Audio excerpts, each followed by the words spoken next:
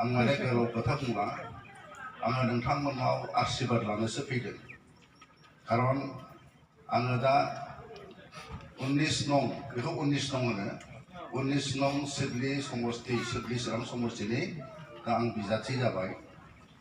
दा बिजाथि हिसाबै आं दा बुंनाय बायदि नोंथांमोननि आशीर्बाद नोंथांमोननि अननाय नोंथांमोननि बेसेन गोसा बर नङाबाथ' देरहायाना होमबा बयनिबो नांगोन गतिके बेखौसो आं दिनैहाय खावलायनो फैदों दिनै बे जायगायाव नोंथांमोनहा रायजो जादों नङा होमबा नोंथांमोनहा मिथिगौ बेनि अबस्थाफोरखौ आङो नायनायावनो सिनायदों खोब गोरिब मानसिफोर असहाय मानसिफोर नङा होमबा ओंखाम बोथिसेनि थाखाय खोब खस्थ' खालामनांगौ नोंसोर नङा होमबा बेबायदि अबस्था जायसो बेफोरबायदि जायगायाव रायजो जादों बिसोर मिथिदों नङा होमबा खोब खस्थ' जायो जायखिजाया आङो दा फरेस्टखौ नायनानै दंगोन नालाय नोंथांमोननि दैदेनगिरिफ्रा आंनाव थाङो आंनाव थांबाय थादों बहाय जोंहा माखासे हानि टाइटेल होनांगौ नङा होमबा आफादगिरि गसंनानै फैनाय नैबे बिथाङा आफादगिरि बिथांजों लोगोसे माखासे मानसि थांबाय थायो जोंबो बुजिदों आरोखि जे नोंथांमोनहा हा टाइटेल मोननांगौ जायखिजाया बेखौ जों बिबेचना खालामगासिनो दं नोंथांमोननि लिडारफोरजोंनो रायज्लायगोन आरो दहाय जोंहा जोंनि MCLA चिरां जिल्लानि आफादगिरिया बुंनानै लाबाय जे आं जुदि दिसपुराव थाङोब्ला मन्थ्रि मोनोब्ला बिथाङानो फरेस्ट जागोन फरेस्टनि EM जागोन नंखाय खोथा बुङाखै दहाय बे ओरैनो बुङाखै नंगौ माने फरेस्टखौ नायनो होनाय जागोन आं गोजौआव थांगोन दा गोजौआव थाङोबाबोथ' बेथ' आंनिनो समस्ति जागोन ना नङा होमबा बे आंनिनो जायगा जागोन ना दिनै आं बेवहाय नोंथांखौ लोगो मोनदों दिसपुराव थांनानैबो आं फैनानै बेवहाय लोगो मोनफैनांगोन बिसोरखौ नङा होमबा आरो नोंथांमोनाव समस्या दङ ओरैनोथ' भट होआ ना नङा होमबा माबा मोनसे आसानि थाखाय भट होयो रायजो राजानि लामानि खोथा फैगोन उन्नयननि खोथा फैगोन बेनिफ्राय नोंथांमोननि जेनाखि माखासे अभाब अभियोगनि खोथा फैगोन दहाय बुंलांनाय बायदि जोंनियावहाय दिनै BTC सरकार जिहेतु दाबो दङ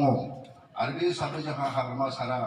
मोनबा गेरेन्टि होदों हानि पाट्टा फरेस्टनि हा होनाय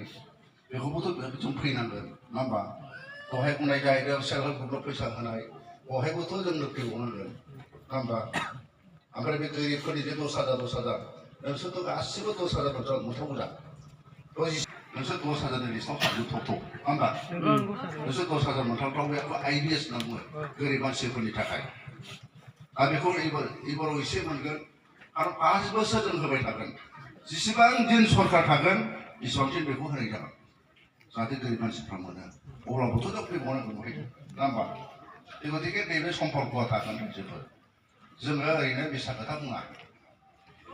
जोङो जानला मानला जों खोथा बुङा दहाय जे बुंदों बे सैथो खोथा जों ओंखायनो जोङो नोंसोर जोंनिनो बिमा बिदा फंबाय दं नामा नोंसोरो बे जायगायाव थानाय सोरबा बर' बिमाया जोंनिनो बिमा नङा होमबा बिनानावफ्रा जोंनिनो बिनानाव टाइपनि गतिके बे बिब' बिनानाव बिमा बिफानि जोंनि समस्या जोंनिनो समस्या नङा होमबा नोंथांमोननि जुदि समस्याखौ जुदि समाधान खालामनानै बे समस्यानि गेजेरजों नोंसोर जुदि सान्थि जायोब्ला बे सान्थियानो जोंनि सान्थि नंगौना नङा बे सान्थिया जोंनि सान्थि जागोन बेखौ मावनायानो गतिके जों बेबायदि लागाय जुदि जोङो बेबादिनो जों सिन्था खालामनानै मावो आरो जों मावलांगोन नोंसोर नुबाय थागोन दहाय बुंनाय बायदि जे दस्रा पार्टिफोर बायदि जों नङा जेखौ जोङो मावगोन जेखौ खोथा बेखौ मावगोन आरो बेबायदिनो जों थांगोन आरोखि समस्या दंथारो नोंसिनाव नङा होमबा दिनै बे समस्याखौ जों रायलायनायनि समाय गैया नोंथांमोननि दैदेनगिरिया जिहेतु दङ बे दैदेनगिरिफोरजों जोङो समाव जों रायलायगोन खुनुरुखुम साबमिशन नङा होमबा साबमिशन जोङो नेनांगोन खारन दा बिसायख'थिनि नियम निथि फैबाय नालाय बहाय जेबो खामानि जाया गतिके हरा जोबगोन रिजाल्टआ जागोन आसामावबो सरकार जागोन दा बिटिसिआ दंखायो बे गतिके बे सरकार फैखांनायनि उनावहाय आरोबाव जोङो नोंथांमोननि जेनोखि समस्या बे समस्याखौ समाधान खालामनो थाखाय जों रायलायगोन आरो रायलायफैगोन ठीक আছে आं बारा बुङा बेखिनिखौनो बुंनानै बयनिफ्रायबो अननाय लुबैनानै बयनिफ्रायबो माने मा होनोमोनलाय नोंसोरनि बेसेन गोसा भटखौ माने मोनगोन होननानै आसा खालामनानै आशीर्बाद होनानै आंनि सुंद' बिबुंथिखौ लुबैबाय गोजोन्थों जिखुनु साननाय नोंथांमोना बयबो सावरायलायनानै बुजिलायनानै भटखौ होयो। कम्पिउटाराव